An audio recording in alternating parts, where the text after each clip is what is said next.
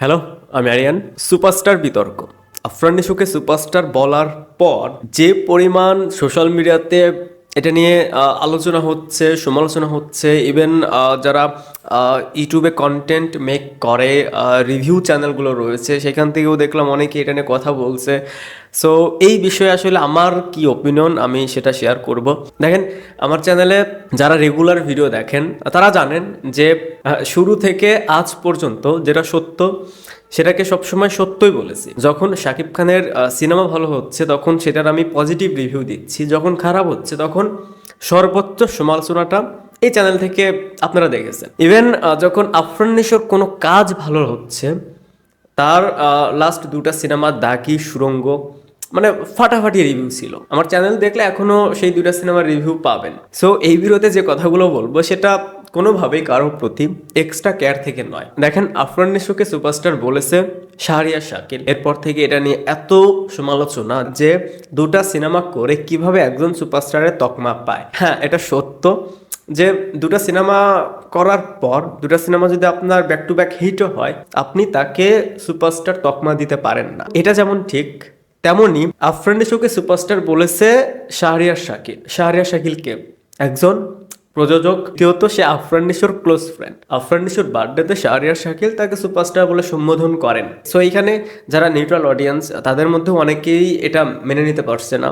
দ্বিতীয়ত যারা সাকিবিয়ান তারা তো আরও পারছে না। এখন এই বিষয়টা আর আপনারা কবে বুঝবেন, কত দিনে বুঝবেন যে এই কথাটা যে বলেছে সে একজন প্রযোজক, তাদের আপকামিং একটা সিনেমার কাজ চলছে দম।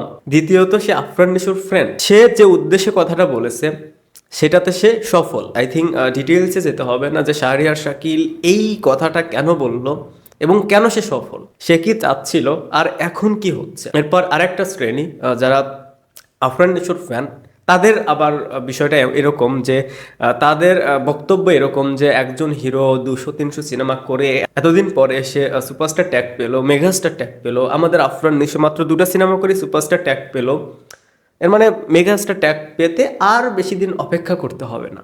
সো এই ধরনের চিন্তাভাবনাও যারা করছে তাদেরকে আসলে কিছু বলার নেই। পুরো বিষয়টা এরকম যে শাহরিয়ার শাকিল সে নিজেও জানে যে দুটা সিনেমাতে কেউ কখনো সুপারস্টার হয় না। সেই কথাটা বলেছে, কি কারণে বলেছে এবং সে কি চাচ্ছিল সেটা এখন হচ্ছে। দ্বিতীয়ত এই যে সাকিবিয়ানদের যদি কথা বলে, যারা নিউট্রাল অডিয়েন্স তারা এটা নিয়ে আলোচনা করছে, করুক। বাট যারা সাকিবিয়ান, যারা শাকিব খানের ফ্যান, আমার কাছে মনে হয় যে এই বিষয়টা নিয়ে তাদের মাথা ঘামানোরই দরকার নেই। ভাই, তোমরা কেন এটা নিয়ে কথা বলতে যাবে? মানে দেশে তো আরো অনেক নায়ক রয়েছে, আরিফিন শুভর ফ্যান বেস রয়েছে, সিয়ামের রয়েছে, তারা তো কথা বলছে না, তোমরা কেন কথা বলছো? মেইন প্রবলেমটা হচ্ছে তোমাদের এটাই যে তোমরা যে কোনো বিষয় নিয়ে একটু লাফালাফি বেশি করো, একটু বেশি অন্যকে নিয়ে টানাটানি করো, যার কারণে সুযোগটা সবাই নেয়। সবাই যে কোনো ইন্টারভিউতে গিয়ে শাকিব খানের নামে একটা কথা বলবে, কারণ সে জানে যে শাকিব খানকে নিয়ে কথা বললে সাকিবিয়ানরা এটা নিয়ে আলোচনা করবে, আমাদেরকে ট্রেন্ডিংয়ে নিয়ে যাবে, যার কারণে তারা প্রতিবারই সুযোগটা নিচ্ছে আর তোমরা সেই সুযোগটা দিচ্ছ। এছাড়া এখানে আর কিছুই না, সুপারস্টার এগুলো কিছুই না। আর আফরান নিশোর নামের সাথে ভবিষ্যতেও যদি এরকম পর্যায়ে সে যায়, সুপারস্টার ট্যাগ আসলে তার সাথে যায় না।